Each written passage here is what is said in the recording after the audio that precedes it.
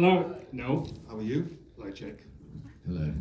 So, my first question, and you know, I was just saying when I saw this film, what I found so emotional about it was the fan stories. So my first question is actually to Jake. Why Knebworth? Why did you want to make a film about this one particular concert? Well, Made him a fortune. That goes without saying. Beyond that's that, part of it. Well, Knebworth, Knebworth is hallowed ground, right? Who, Queen, Led Zeppelin. But I actually, to be honest with you, I just watched Supersonic. It was during COVID lockdown, and we all were suffering, right? And I was sitting there at home, and I got a call, and like, do you want to do this film about Oasis Knebworth '96? And I was like, well, I wasn't there. And then, who shot it? I think Dick Carruthers. Are you here? Yeah, so, well done, thank you. But, so I was like, looked at the footage, I was like, yeah, I'll do this. And I just seen Supersonic, I thought that was a great film, loved that. And I thought, yeah, who wouldn't? And I've always wanted to make a rock and roll concert film. So that was it, yeah. so now, this was, this is incredible to think, but it was about 2 years before Knebworth that you were playing in front of, 25 people plus Alan McGee at, King Tut's. That's correct. It's quite a steep journey to go on. Quarter million people, 2% of the population. 2.6. 2.6. Let's get that right. 4. Saying 4 for 25 years. So, okay, it's a lot for anyone to take on board. When you realised how big this thing was going to be, when you saw the ticket sales, when it went from one concert to 2 concerts and so on, were you overwhelmed? Was it just another concert? How did you feel? Well, excuse me, those of you that were there at the time will remember that I was so fucking arrogant at the time that I was like, it didn't really register. It genuinely didn't. It's only since Supersonic and this film that you try and put yourself back in there and you start to get goosebumps about it, because not sure there's many bands that kind of lift off that we did, but I genuinely can't remember being that. I mean, when you see the film, right, for someone who barely uttered a word on stage for the previous 18 months, I fucking don't shut up in the film. and I apologise for being hell-bent on making everybody realise that this was a historic night. I said it about 20 times. But I don't really remember it being that kind of overwhelming, because the gigs it wasn't like we were playing a pub 1 minute and then that. We were playing in universities and nightclubs, and we bypassed the theatre circuit and went to arenas, and then we didn't do that many arenas, we went there to stadiums. So it was although it was a mad kind of trajectory, it was still kind of a gradual thing, and we still had all our people around us from Manchester that were there from the beginning. So we didn't feel that overwhelmed by it. I mean, some of the other guys might tell you different, I don't know, I've got a different perspective from it, I guess because I will perceive it differently from everybody else, and Bowen will perceive it different from Liam and all the rest of the guys. For my own part in it, I don't really remember being shitting it that much, do you know what I mean? I was more concerned about Sky TV working in the dressing room, if I'm being honest. Because it was a new thing. And the football was up. Yeah, I think it was the FA Cup final, the Charity Shield, and fucking United were playing it. Exactly. And it was a new thing, so it was just like, fucking hell, it's what, fucking Sky TV, what, outside? What, in a tent? Fuck off. Well, what about when you're on the stage though? That's, you get a sense of the footage from the aerial shots. I mean, that's not like, I can't think of any other gig for one band. Throughout the 90s, yeah, okay, Knebworth, Led Zeppelin and stuff in the past, but this was so new, and it was so. Yeah, but I was talking to somebody about this recently. That thing, what they call the 10,000 hours. I don't think we'd done 10,000 hours by the time we walked on stage at Knebworth. So we had no fear. If we were doing Knebworth tomorrow, we'd be petrified. But those years spent in the boardwalk rehearsing stood us in good stead. And I think, going back to what you said about it being from the fans' perspective, we did have a feeling that they were with us anyway, and we could do no wrong, and we couldn't at that point. So it wasn't like we were going out there to win an audience over. You know, it was, we didn't know it then, right, but it was the peak of the band's career. And we weren't going there to get any new fans or to, you know, convince a journalist that we were the greatest thing since fucking pot noodles. You know what I mean? The people knew we were, and we knew we were, and we were in a moment, you know.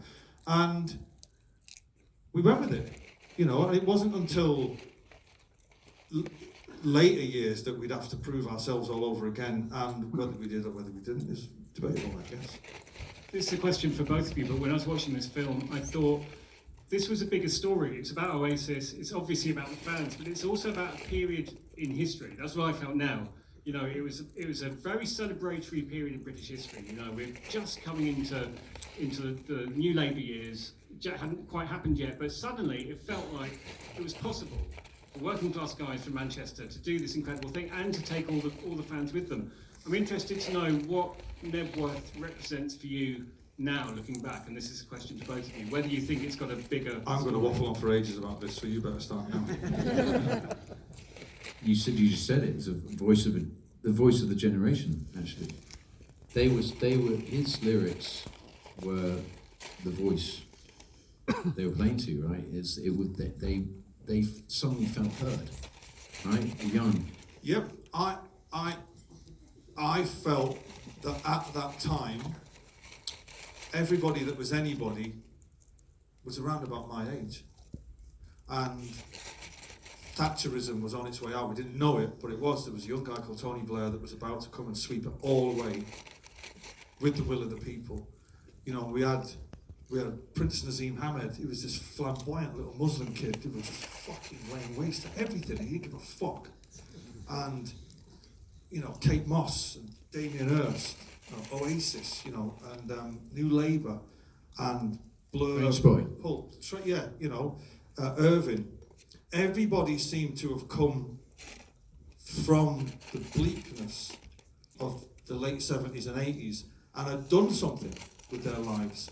And not only that, had a voice, whatever it was we were trying to say. I'm not even sure what it was we were trying to say collectively, but the people were listening, and you know, it's a great moment for the band where we hadn't really, Morning Glory hadn't really took off. I know that sounds mad now, but we hadn't really got paid, you know what I mean? We were fucking loaded, right? But we hadn't got paid.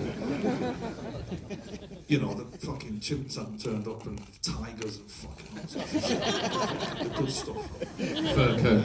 Yeah, the fur coats and the fucking top hat, the fucking laser beam. So we were still in the same circumstances as our audience, almost. So it's a real snapshot of a band at its zenith, you know, and there's not, and thank God we had the foresight to film it, and thank God we had the foresight not to put it out for all these years, you know, because if we'd have put it out at the time, we wouldn't be sat here now talking about it. Or we probably would, there'd be a remastered version, wouldn't there? We sort of remastered it, didn't we? Did you? You know, you not get paid enough for that, you know that. We'll talk about that. But it's a real snapshot of that time. And another thing is our audience then, you'll see in the film, it's quite mixed boys and girls, right? Oasis towards the end had this yobbish element that like the second generation of Oasis fans became quite yobbish. For better or for worse, I don't know why that was, who knows. But at that point, it was boys and girls, and there was one arrest. That's incredible. The whole weekend. It's incredible. One arrest. Some fucker let the side down. Fucking scouser. But it was, you know what I mean? It was a celebratory time of youth culture, and there's a ton of interesting things to watch out for. Is that if you look at the crowd, then they don't look that different than we look today, right? So in 25 years, we haven't changed that. Liam still looks virtually the same. I mean, I look a lot better, right? But Liam looks virtually the same. But if you go 25 years previous to that, it's fucking everything's black and white. It's another world, right? It's crazy how youth culture has kind of slowed down. And I blame the internet. But fucking don't get me started on that. I have to be somewhere. So. That's another film. Jake, okay, first, actually, are any of the people in the film, any of the fans in the film here tonight? Oh my God, loads of you. Okay. They're all wearing glasses. I want to be the guy who's taping it off the. He wasn't there. Who was taping it from the, when it was on the, pressing play and record. I'm not sure if that goes anyway. I won't give away too much. But what I want to ask, Jake, is how did you find these people? The fans? Yeah, how did you find them? Well, I had Sarah Anderson, right? We had the fan club, and we had a lot of fans come forward with their stories, like, all the ones that were there, some that weren't. And we just went, they were lying. Huh? They were lying. They were saying they were there. No. There was this one lad who was on the. You'll see it. The guy who was at home on the radio, listening on the radio. Oh right. Yeah. But We're like, we and I know some of the fans, but we just whittled it down and sort of selected based on the emotional story. Because actually that's what we really look for, is what happened to you, why was this significant to you personally? What happened to you? And some of the accents are pretty strong, right? We thought about subtitles, but then thought against it. But there are some amazing stories in there, and some really beautiful stories, and it was cathartic for a lot of kids that were there. So that's really what we were guided by feeling and emotion, really. Was there anything that really struck you that you weren't expecting, from those testimonies from the fans? Actually, what you said, what Noel just said, which was about the balance of girls and boys, and how strong the female voice was actually in the testimonies, and because I come into it thinking, maybe lad culture and all that, but actually I didn't find that at all. We didn't find that. Struan, Clay, where are you? Yeah, he did a lot. Struan, the editor, is the master, but he identified these links and could find faces in the crowd that were the voices. And that was the most amazing thing, was actually if you keep your eyes and ears open, look for the face that is the voice that's in the crowd. And it's quite special. I nicked that lyric. Yeah. You gave that to me, you were here. Which part? Have that. This is how this shit works. There you go. When I was watching it, I was listening to the songs like Supersonic, and I remember exactly where I was when I first heard Supersonic. Cigarettes and Alcohol, Live Forever, those songs. And then I was listening to, Champagne Supernova and the sort of hymns. Okay, by the time you're writing, Wonderwall, Champagne Supernova, what's the story? Did you know that these are songs that are going out to a lot of people, as opposed to Supersonic, which was really, just coming from your life, and that's probably why they connected, because the audience was in the same position as you?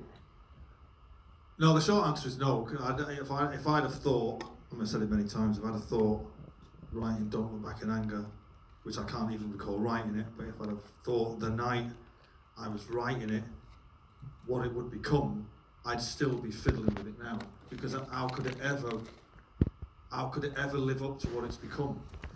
So for me, I was always living in the moment. Get it out, move on. Get it out, move on. Get it out, move on. So no, and it's incredible to what all those songs have become and what they mean. Not so much Live Forever, I get that, but Champagne Supernova is fucking nonsense. Drug nonsense, right? And, the amount of times I've been asked by journalists, hey man, can you walk slowly down the hall faster than a cannonball? It's like, well, fucking do enough gag, you can, yes. I've fucking done it. I've done it there and back. Great. But no, you have no idea. And if you did, you'd be a fucking knob anyway. You know, just excuse me while I pen another fucking generational hymn. You'd be a dick, wouldn't you, right? You can't do that. So I was just living in the moment, getting it out there, doing it for the band, and I was in a moment which I've never ever got back to. Whereas almost every song, and of course didn't realise at the time, but every song that you write became as famous as the band. You know what I mean? So they were very, very special times, and I'm glad I didn't realise it, because I'd be more insufferable than I am now. I've got one final question, because I've got to get on with the film. This is to both of you. Could Knebworth, or anything like Knebworth, with a band like Oasis, ever happen again? I get asked all the time about, obviously, reunions and all that. You mean for band? phenomenon? No, because say a band like Oasis comes along now, we had Alan McGee in charge. God bless that fucking man, he didn't give a fuck. He gave less of a fuck than anyone in the band. Creation Records was the home of brilliant madness. Like, I couldn't even put that into words, how at home we felt there. So no, this is a band doing a gig that performed before any of these shitty words that are now in our vocabulary were invented. Focus fucking groups, iTunes, Apple, Microsoft. Hashtag. All that. Mobile phones, Internet. that's the big one. I The think. camera. Well, Big Brother. yes, of course. To see a sea of people like that with in the moment with the band. If that happens, you know, you go to Glastonbury now and it's fucking annoying. There's so many flags. There's not a fucking single flag in the crowd. Not one flag. One flag, Dave, I'm here. You know, not that shit. Not one fucking flag. There's not one mobile phone. Nobody's going, oh, fucking I'm gonna text Dave, not here. You know, none of that. You're in the moment with the group, with the songs. It's such a special film of a special moment. It's like a little snapshot in time that I can beat my kids over the head with forever. Thank you very much. Thank you very much. Sing along.